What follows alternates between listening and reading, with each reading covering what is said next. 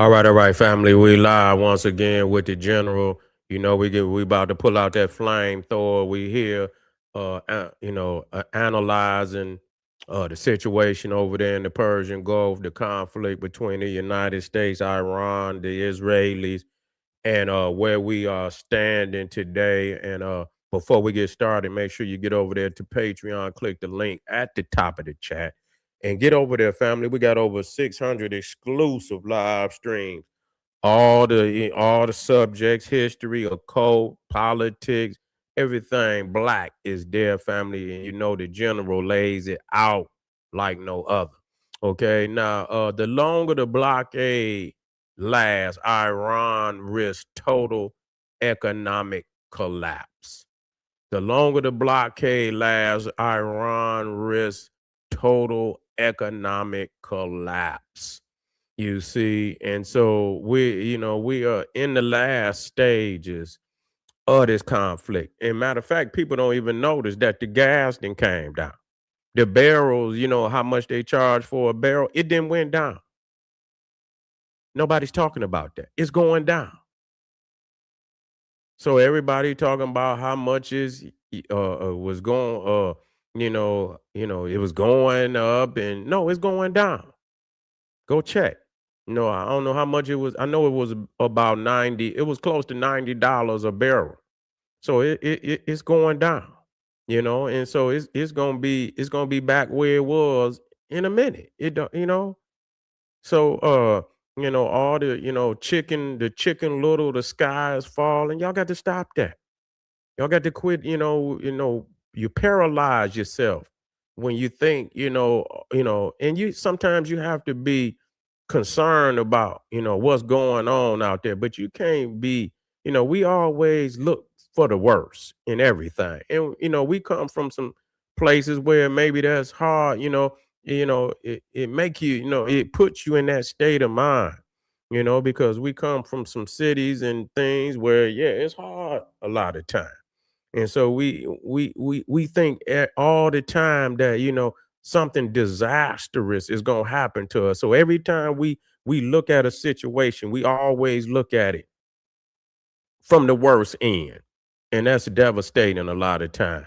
We can't even get out of the framework of the sky's falling, but it's going down. It's going down, and what's happening to Iran is some shit that they brought on themselves. They brought it on themselves because what happens is all you had to do is give up the uranium. A lot of people say, but you didn't made deals though. You've been you obviously see what it is when they wasn't see what they remember like under Obama and them, they was paying them. They was paying them. I believe.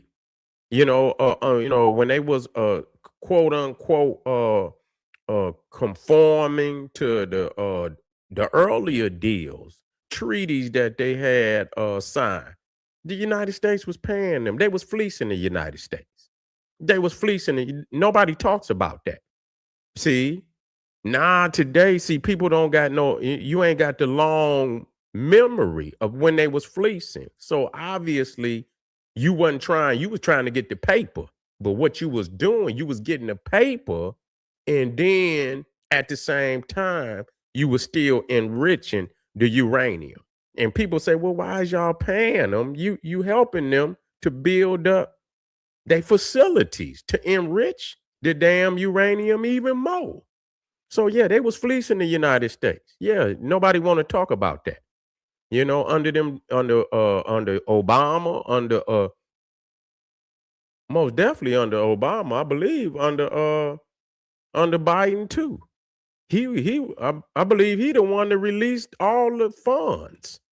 You understand what I'm saying? That he released all the funds. I believe it was and then they went to buying all type of damn missiles and things of that nature.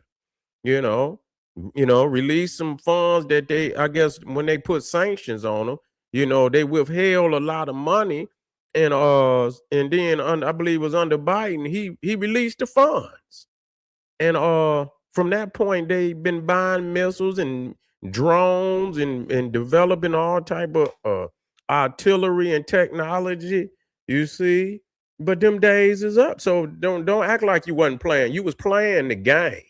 You was playing both, but and I understand how that go. I understand, that's what, but you busted, and so you busted, trying to play both sides of the ball.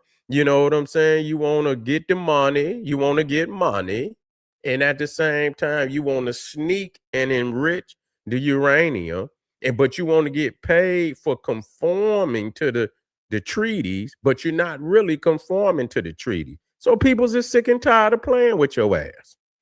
You trying to get the bomb is what it is. And we're not gonna pay you no more. You're not gonna fleece the United States into pretending that you're not trying to get the bomb. You're trying to get the bomb. Okay. Trying to bomb. So it's gonna be no more free meals. You see, it's gonna be no more free meals, no more free lunches. You see, that's up. Now you either bring the uranium, and it's time to stop playing games. Bring the uranium. They wasn't trying to take over. They couldn't. I mean, obviously, it's hard as hell to get the regime out of there. I mean, because that's their way of life. You'll have to erase a whole lot of people to get that ideology out of there. You know what I'm saying? Which is probably close to impossible. You see, it's probably close to impossible to quote unquote, I mean, regime change without going in there and really knocking off a lot of that revolutionary guard. And as long as they, the revolutionary guard is intact, and a lot of them mullahs and them hardliners are still there, the ideology is gonna live, and so you're not gonna regime change, But since y'all was, they figured you still gonna enrich the uranium, you still trying to get it. We gonna knock some motherfuckers off. That's really what happened. We gonna knock some motherfuckers off, and I mean, this is war. This is war. Y'all got to look at it from the perspective of power. You see, you got to look at it from the perspective of power. If I'm beefing with a nigga in the street and I know he trying to lock and load on me and he intend to ride on me, you understand what I'm saying? I'm not gonna sit and wait for this motherfucker to come ride on me. You see, I'm not gonna do that. I might as well I might as well get the advantage on him. You understand? Because he thinking I'm gonna sit here and I'm gonna wait for him to show up so he can come and do what he think he gonna do. But see, that's where you got to come up out the box. You got to come up out the pocket and do something that people not expecting you to do. And that caught their ass by surprise because they didn't think. Everybody always talking about, that the United States would not attack Iran. Uh-oh. That wasn't true. That wasn't true. You see, that was not true. So they didn't attack their ass. They caught them off guard. They caught them off guard, and they didn't threw everything they could at. Iran is not able to fight any longer. They can put up, but it's a front because that's how that's just like Saddam Hussein. He said the same thing. And they went and what's crazy, I mean, they found Saddam Hussein in a hole. Man, he was in a hole. They found him like early in the fight. He had already tapped out. Man, that show you. Cause they be in there running their mouth. And and Saddam Hussein, I don't root for no air, but he went out like a boss. He went out like a boss. You see what I'm saying? He spat on their ass. He spit fire on their ass. When they brought him to court, the man spit fire on their ass. I respect him for that. He went out. He knew he had, and he went out. He went out like a boss. He did. He went out like they hung him and shit, but he didn't. When they was putting the noose on his neck, he was still cussing their ass out, calling them dogs and everything. Dogs for America. He was going off on. I say that's a boss. This motherfucker rolled it all the way out. I respect him for that, because he rolled it all the way out. But he bit off more than he could chew, and he knew he did. He said, "Bring it on." He didn't say. He said, "Bring it on." He said, "We got something for you." We got something for you. No, they didn't. They didn't have nothing for them. Yeah, they had certain pockets where they had to fight. It's a war. You're gonna have to fight. But for the most part, they beat them up. They beat them up. They had a few fights, Fallujah. That probably was their hardest fight. And yeah, they had to fight like hell. That's where probably the main core fighters was, one of the core areas, Fallujah, and they had a hell of a fight there. But for the most part, man, Saddam Hussein, they found Saddam Hussein early in the fight. He was already in the ground. He didn't have nothing for him. He didn't have nothing. Yeah, but they didn't really have nothing. They took it over. You see? They took it over and they pumped oil out of it for however many years they was pumping oil and they left. Okay? But you asked for it. You asked for it. You did. You told them to bring it on and they brought it on and you didn't have what. So this is what I'm talking about. So they notorious for saying bring it on, and then when a bigger nation like the United States bring it on, you collapse. It don't even be long. War is simple. You either got the money and the military to fight or you don't. Once that paper start running out and bellies get hungry and